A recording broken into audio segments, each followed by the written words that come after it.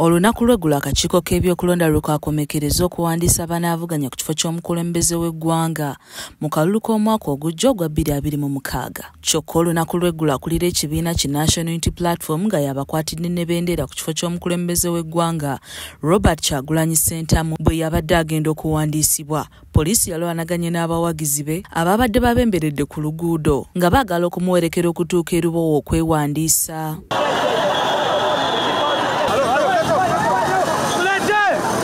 Mu bitundu ebimu, poliisi yawaliriziddwa okuba omukka ogubalagala. Abamu abakwatiddwa kwabaddeko n'omubaka wa Makindye West, Alan Ssewanyana.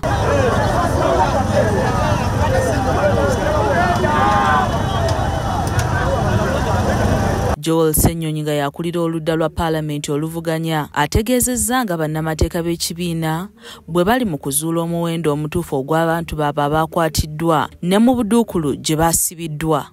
Tukyagobera kuba abantu baayoleddwa okuva mu bitundu eby'enjawulo bingi. Poliisi yeegamba abantu 35 naye ennamba ze twakakolako assessment zitulaga nti nedda basukkamu kubanga baayoleddwa mu bitundu eby'enjawulo. Naye tukyagoberera okulaba nti abantu bano bonna tutegeera kubanga baba tutte mu bifo ebyenjawulo, abamu tetumanyi baba batutte na ku zi poliisi baba batutte mu zi basement. Byonna tukyabigoberera naye katusubire nti bonna bajja kuteebwa kubanga tewali musango gwonna gwe bazizza. Okusinziira ku poliisi, abantu abawerera ddala 79 be baakwatiddwa mu nnaku 2 ez'okwewandiisa abavuganya ku bwa pulezidenti. Twasobodde okukwatayo abantu 44 abasuubusizza empisa. Bano babasanze baddala abasinga babakutte awo mu Kololo ceremonial ground nga President Yoweri Museveni atongoza manifesto ye ne okkubo eraala esooka. Nnaku eyokubiri obadde 2 abasiibuusi ba mpisa abali mu kaduukulu abasiibuusi b'empisa gye twakutte obadde twagombyemu obwala bali 35. Omwogezi wa poliisi mu Kampala n'emiriraano Patrick Onyanga ategeezezza nga bano bwe babadde beenyigidde mu bikolwa ebimenya amateeka nga mu kaseera kano baakusimbibwa mu mbuga z'amateeka. Babakutte ku nsonga ya okuvuga mbi, maddala pikipiki, okukuba abantu, okunyagula amasimu n'okusala ensawo. Bali mu poliisi za njawulo naye tugenda okubasunsula leero n'enkya.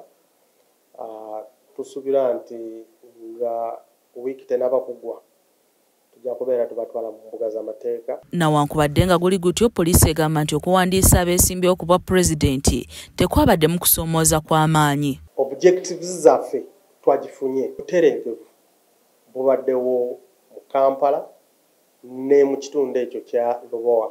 Waliwo obutambi obwasaasaanidde ku mutimbagano nga bwoleka abasirikale ba poliisi nga bayuzaayuza ebipande bya Kyagulanyi. Ekikolwa kino kyalese ba National Unity Platform mu kusoberwa nga beewuunya olwa poliisi okubaamu kyekubiira.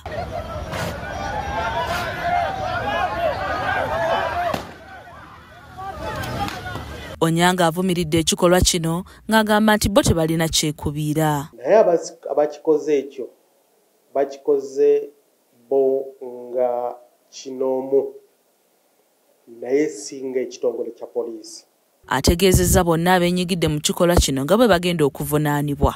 Poliisi wano weesinzidde n'erabula oyo yenna anaasangibwa nga yeenyigira ku ky'okutimbula ebipande eby'omuntu yenna eyeesimbyewo nga bw'agenda okuvunaanibwa wansi w'etteeka erifugwa ebyokulonda. Kati oluvannyuma lw'okukakasibwa akakiiko k'ebyokulonda kuvuganya ko bwa Pulezidenti, Robert Kyagulanyi Ssentamu akutandika kakuyege mu disitulikiti y'e Jinja. Bano poliisi bakuutidde okugoberera amateeka agalambikibwa akakiiko k'ebyokulonda n'ebyokwerinda. Naye tubasaba tebakozesa olulimi, ensiga obukyayi mu bantu, tebakozesa obulimi ey'okuvuma abantu, tebakozesa olulimi eyinza okuyawuka n'abantu. ng'ekitongole kya poliisi tukifumbirira nnyo. Kati ekiddiriddwa kwe kulambikibwa okuva ku kakiiko k'ebyokulonda ku ngeri abavuganya ku bwapulezidenti gye bagenda okkubamu enkuŋŋaana. Brian Kiberu